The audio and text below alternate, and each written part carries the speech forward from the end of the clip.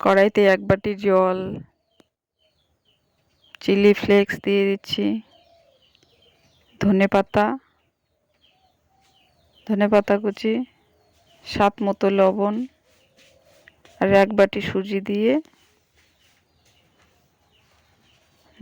নাড়াচাড়া করতে হবে। নাড়তে নাড়তে যখন ডোয়ের মতো হয়ে যাবে তখন সুজি দিয়ে অবশ্যই এই হেলদি নাস্তাটি ট্রাই করবেন। ভিডিওটা ভালো লাগলে লাইক, শেয়ার, সাবস্ক্রাইব করবেন। কমেন্টে জানাতে ভুলবেন না।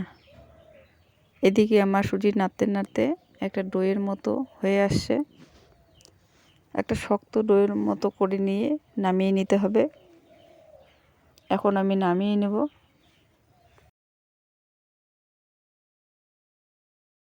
পুর বানিয়ে নেওয়ার জন্য কড়াইতে তেল দিয়ে দিচ্ছি, রাই আর জিরে দিয়ে দিচ্ছি।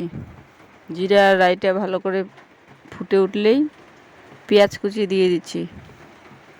পেঁয়াজ কুচিটা একটু নাড়াচাড়া করার পরে ক্যাপসিকাম কুচি আর টমেটো কুচিটাও দিয়ে দিচ্ছি, আর স্বাদ মতো লবণ।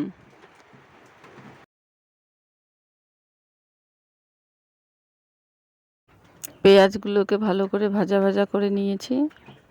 এখন সেদ্ধ করে রাখা আলু গ্রেট করে রেখেছি, ওটা এখন দিয়ে দেব। আলু দেওয়ার পরে এখানে শুকনো মশলা কিছু অ্যাড করছি, গুঁড়ো মশলা, লঙ্কার গুঁড়ো, হলুদ গুঁড়ো, জিরা গুঁড়ো দিয়ে ভালো করে মিশিয়ে নিয়ে আর স্বাদ মতো একটু লবণ মিশিয়ে নিয়ে নাড়াচাড়া করার পরে কিছুক্ষণ পরে নামিয়ে নেওয়ার আগে একটু ধনেপাতা দিয়ে নামিয়ে নেব। সুজির পুরটা ওইদিকে ঠান্ডা হয়ে গেছে। এখন একটু লেচি কেটে নিয়ে এখন বাটির শেপে বানিয়ে নিতে হবে। নিয়ে পুরটা ভিতরে ভরে মুখটা বন্ধ করে দিতে হবে।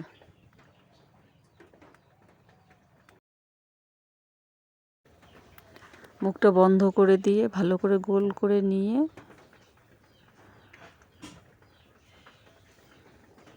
গোল করে নিতে হবে। একই রকম করে সবগুলো বানিয়ে নিতে হবে। ওই বলগুলোকে এখন ভাপ দিয়ে নিতে হবে। তাই একটা ছিদ্রযুক্ত থালার মধ্যে তেল লাগিয়ে রাইস কুকারের উপরে বসিয়ে দিয়ে 3-4 মিনিট ভাপ দিয়ে নিতে হবে। একটা তাওয়াতে তেল, লঙ্কা গুঁড়ো, ধনেপাতা কুচি দিয়ে ভালো করে নাড়িয়ে নিয়ে আপনারা চাইলে ওইরকমই সার্ভ করতে পারেন। আমি টেস্টটা বাড়ার জন্য একটু ভেজে নিচ্ছি হালকা। বলগুলোকে দিয়ে উল্টিয়ে পাল্টিয়ে নামিয়ে নিলেই হয়ে যাবে। 10 টাকার সুজির প্যাকেট আর আলু থাকলেই বাড়িতে এই রেসিপিটি খুব কম সময়ে বানিয়ে নিতে পারেন।